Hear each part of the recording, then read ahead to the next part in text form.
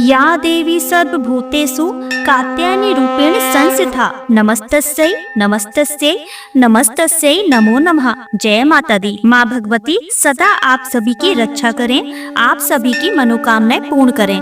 आज आप सुनेंगे श्री दुर्गा सप्तशती पाठ का 11वां अध्याय। आज नवरात्रि का छठा दिन है और आज का दिन माँ कात्यायनी को समर्पित है।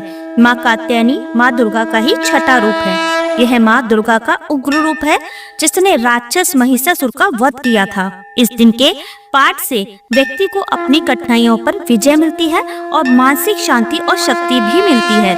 आज का पाठ शुरू करने से पहले एक दृढ़ संकल्प लें कि आप इस पाठ को पूरी भक्ति और श्रद्धा के साथ श्रवण करेंगे और देवी से प्रार्थना करें कि वे आपके जीवन में विजय और शक्ति प्रदान करें ताकि आप सभी कठिनाइयों पर विजय प्राप्त कर सकें। नवरात्रि के छठे दिन का पाठ आपके जीवन में विजय शक्ति और मानसिक बल लाने का एक महत्वपूर्ण अवसर होता है, इसलिए इसे पूरी श्रद्धा और विश्वास के साथ पढ़ें या सुनें ताकि देवी की कृपा से आपके जीवन की सभी बाधाएं दूर हो सकें और आप हर संघर्ष में विजयी हो सकें। अध्याय 11 को शुरू करने से पहले सुनिए सप्त श्लोकी दुर्गा। शिव जी बोले, तुम भक्तों के लिए सुलभ हो और समस्त कर्मों का विधान करने वाली हो। कलयुग में कामनाओं की सिद्धि हेतु यदि कोई उपाय हो तो उसे अपनी वाणी द्वारा सम्यक रूप से व्यक्त करो। देवी ने कहा, हे देव, आपका मेरे ऊपर बहुत स्नेह है। कलयुग में समस्त कामनाओं को सिद्ध करने वाला जो साधन है वह बतलाऊंगी, सुनो। उसका नाम है अम्बा स्तुति। ओम इस दुर्गा सप्तश्लोकी स्तोत्र मंत्र के नारायण ऋषि हैं। अनुष्टुप छंद हैं श्री महाकाली, महालक्ष्मी और महासरस्वती देवता हैं। श्री दुर्गा की प्रसन्नता के लिए सप्तश्लोकी दुर्गा पाठ में इसका प्रयोग किया जाता है। वे भगवती महामाया देवी ज्ञानियों के भी चित्त को बलपूर्वक खींचकर मोह में डाल देती हैं। माँ दुर्गे आप स्मरण करने पर सब प्राणियों का भय हर लेती हैं और सस्त पुरुषों द्वारा चिंतन करने पर उन्हें परम कल्याण में बुद्धि प्रदान करती हैं। दुख, दरिद्रता और भय हरने वाली देवी आपके सिवा दूसरी कौन है जिसका चित्त सबका उपकार करने के लिए सदा ही दयाद्र रहता हो। नारायणी, तुम सब प्रकार का मंगल प्रदान करने वाली मंगलमयी हो, कल्याणदायिनी शिवा हो, सब पुरुषार्थों को सिद्ध करने वाली शरणागत वत्सला, 3 नेत्रों वाली एवं गौरी हो। तुम्हें नमस्कार है।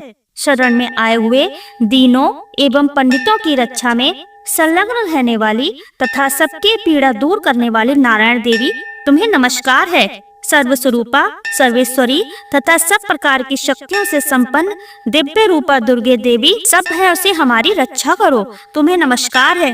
देवी, तुम प्रसन्न होने पर सब रोगों को नष्ट कर देती हो और कुपित होने पर मनोवांछित सभी कामनाओं का नाश कर देती हो।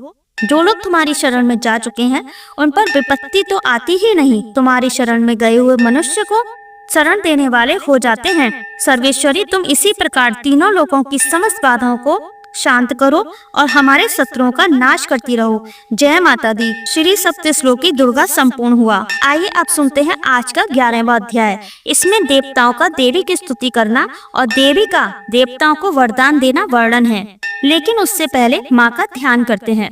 मैं भुवनेश्वरी देवी का ध्यान करती हूँ। उनके श्री अंगों की आभा प्रभात काल के सूर्य के समान है और मस्तक पर चंद्रमा का मुकुट है। वे उभरे हुए स्तनों और 3 नेत्रों से युक्त हैं।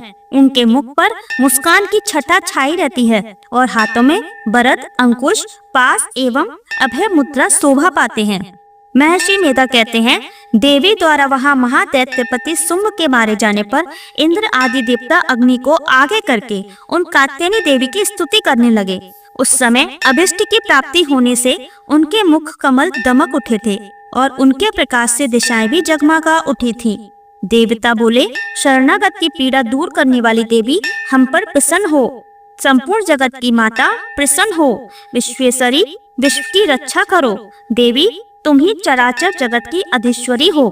तुम इस जगत का एकमात्र आधार हो, क्योंकि पृथ्वी रूप में तुम्हारी ही स्थिति है। देवी, तुम्हारा पराक्रम अल्लघनीय है। तुम ही जल रूप में स्थित होकर संपूर्ण जगत को तृप्त करती हो। तुम अनंत बल संपन्न वैष्णवी शक्ति हो। इस विश्व की कारण भूता परामाया हो। देवी, तुमने इस समस्त जगत को मोहित कर रखा है। तुम्ही प्रसन्न होने पर इस पृथ्वी पर मुझ की प्राप्ति कराती हो। देवी, संपूर्ण विधाएं तुम्हारे ही भिन्न भिन्न स्वरूप हैं। जगत में जितनी स्त्रियां हैं वे सब तुम्हारी ही मूर्तियां हैं।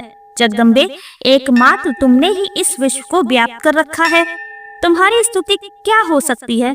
तुम तो स्तवन करने योग्य पदार्थों से परे एवं पारावाणी हो। जब तुम सर्व स्वरूपा देवी स्वर्ग तथा मोक्ष प्रदान करने वाली हो, तब इसी रूप में तुम्हारी स्तुति हो गई। तुम्हारी स्तुति के लिए इससे अच्छी उक्तियां और क्या हो सकती हैं?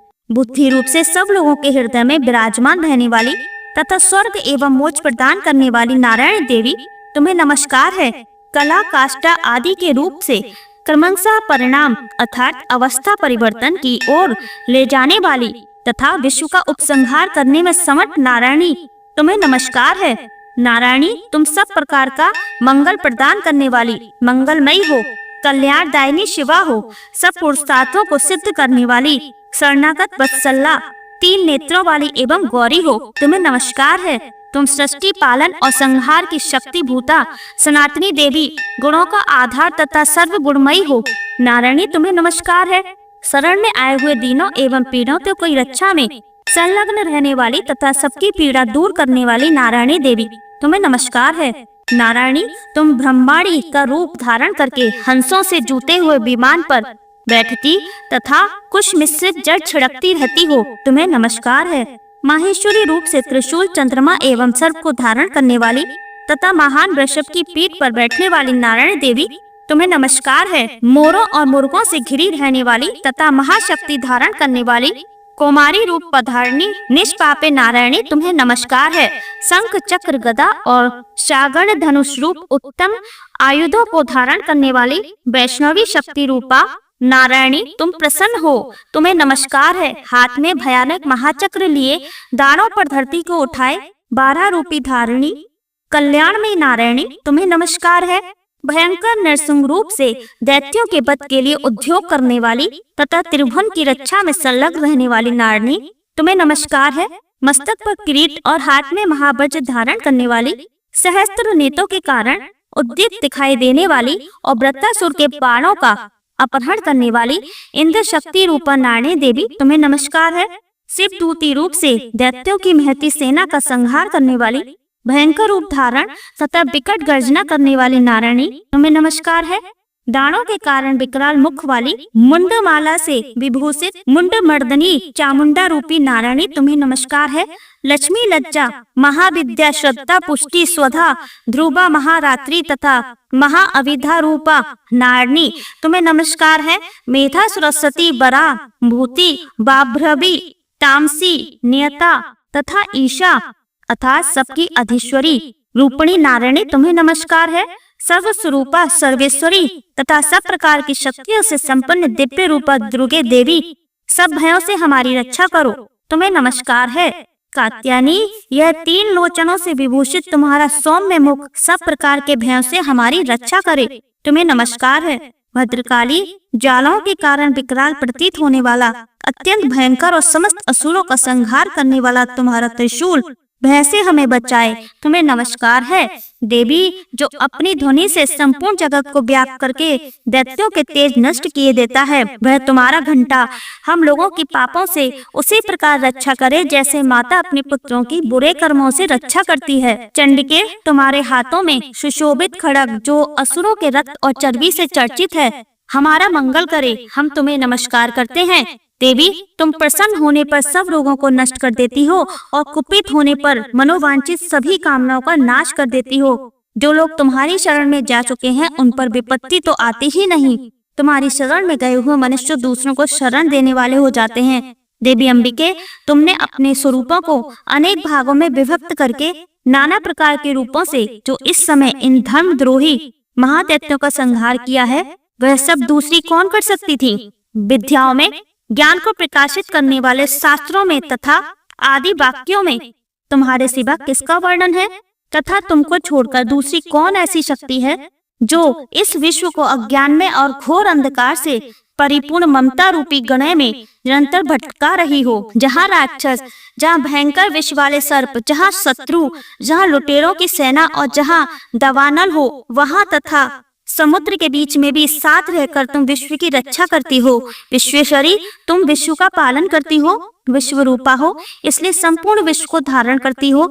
तुम भगवान विश्वनाथ की भी वंदनीय हो। जो लोग भक्ति पूर्वक तुम्हारे सामने मस्तक झुकाते हैं वे संपूर्ण विश्व को आश्रय देने वाले होते हैं। देवी, प्रसन्न हो। जैसे इस समय असुरों का वध करके तुमने शीघ्र ही हमारी रक्षा की है, उसी प्रकार सदा हमें शत्रुओं के भय से बचाओ। संपूर्ण जगत का पाप नष्ट कर दो और उत्पात एवं पापों के फल स्वरूप प्राप्त होने वाले महामारी आदि बड़े बड़े उपद्रवों को शीघ्र दूर करो। विश्व की पीड़ा दूर करने वाले देवी, हम तुम्हारे चरणों पर पड़े हुए हैं, हम पर प्रसन्न हो। त्रिलोक निवासियों की पूजनीय परमेश्वरी, सब लोगों का वरदान दो। देवी बोली, देवताओं, मैं वर देने को तैयार हूँ। तुम्हारे मन में जिसकी इच्छा हो वह वर मांग लो। संसार के लिए इस उपकार वर को मैं अवश्य दूंगी। देवता बोले, सर्वेश्वरी, तुम इसी प्रकार तीनों लोकों की समस्त बाधाओं को शांत करो और हमारे शत्रुओं का नाश करती रहो। देवी बोली, देवताओं, वैवस्वत मनवंतर के 28वें युग में शुंभ और निशुंभ नाम के दो अन्य महादैत्य उत्पन्न होंगे। तब मैं नंद गोप के घर में उनकी पत्नी यशोदा के गर्भ से अवतीर्ण हो विंध्याचल में जाकर रहूंगी और उक्त दोनों असुरों का नाश करूंगी। फिर अत्यंत भयंकर रूप से पृथ्वी पर अवतार ले मैं विप्रचित्त नाम वाले दानवों का वध करूंगी। उन भयंकर महादैत्यों को भक्षण करते समय मेरे दांत अनार के फूल की भांति लाल हो जाएंगे। तब स्वर्ग में देवता और मर्त्युलोक में मनुष्य सदा मेरी स्तुति करते हुए मुझे रक्त दंतिका कहेंगे। फिर जब पृथ्वी पर 100 वर्षों के लिए वर्षा रुक जाएगी और पानी का अभाव हो जाएगा, उस समय मुनियों के स्तवन करने पर मैं पृथ्वी पर आयोजन रूप से प्रकट होंगी और 100 नेत्रों से मुनियों को देखूंगी। अतः मनुष्य शताक्षी इस नाम से मेरा कीर्तन करेंगे। देवताओं, उस समय मैं अपने शरीर से उत्पन्न हुए शाखों द्वारा समस्त संसार का भरण पोषण करूंगी। जब तक वर्षा नहीं होगी तब तक वे शाक की सबके प्राणों की रक्षा करेंगे। ऐसा करने के कारण पृथ्वी पर शाक भंबरी के नाम से मेरी ख्याति होगी। उसी अवतार में मैं दुर्गा नामक महादैत्य का भी वध करूंगी। इससे मेरा नाम दुर्गा देवी के रूप से प्रसिद्ध होगा। फिर मैं जब भीम रूप धारण करके मुनियों की रक्षा के लिए हिमालय पर रहने वाले राक्षसों का भक्षण करूंगी, उस समय सब मुनि भक्ति से नतमस्तक होकर मेरी स्तुति करेंगे।